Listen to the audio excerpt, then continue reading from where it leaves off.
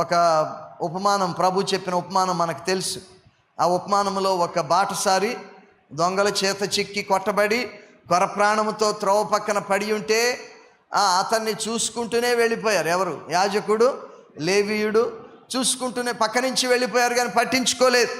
కానీ ఒక వ్యక్తి అతని గురించి శ్రద్ధ చూపించి అతన్ని పరామర్శించాడు, అతని బాగోగులు పట్టించుకున్నాడు.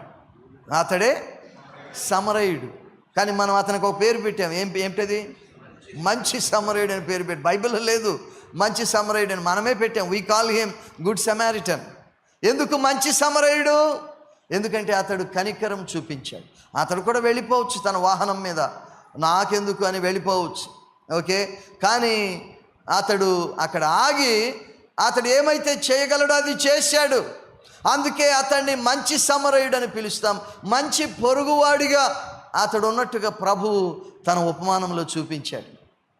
అలాగే నా ప్రియ సోదరి సోదరులారా, మన ప్రభువు మంచి సమరయుడిలాగా ఆయన మన దగ్గరకు వచ్చాడు. మనం కూడా ఒకప్పుడు ఆ బాటసారి వలె సాతాను చేత చిక్కి కొట్టబడి కొరప్రాణముతో ఉన్నాం. పాపముల చేత, అపరాధముల చేత చచ్చిన స్థితిలో ఉండగా ప్రభువు మన దగ్గరకు వచ్చాడు. ఆయన దిగి వచ్చాడు. ఆయన మన గురించి పట్టించుకున్నాడు. ఆయన మనలను బాగు చేశాడు, మనలను చేరాల్సిన చోటికి చేర్చాడు.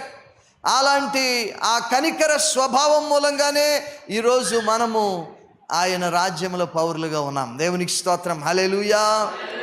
లేకపోతే నాకెందుకు అనుకుంటే మనం ఎవరూ కూడా రక్షణ పొందేవారం కాదు. ఆయన ఆ సింహాసనం మీదే నాకెందుకు అని కఠినంగా కూర్చుని ఉంటే మనం ఇంకా మన పాపాల్లో, మన శాపాల్లోనే ఉండేవారం. Thank God, he showed his compassion to come all the way from heaven to take care of us, to change our plight. మన దుస్థితిని మార్చటానికి ఆయన ఆ పరలోకము నుండి కనికరం పూర్ణుడై దిగి వచ్చాడు. దేవునికి స్తోత్రం, హల్లెలూయా. అందుకే ఆయన కృపా సత్య సంపూర్ణుడు. Is full of grace and truth. ఆయన కనికరము, కృప, కరుణ, జాలి, దయ కలిగిన ప్రేమమయుడు. అలాంటి స్వభావము మనము కలిగి ఉండాలి.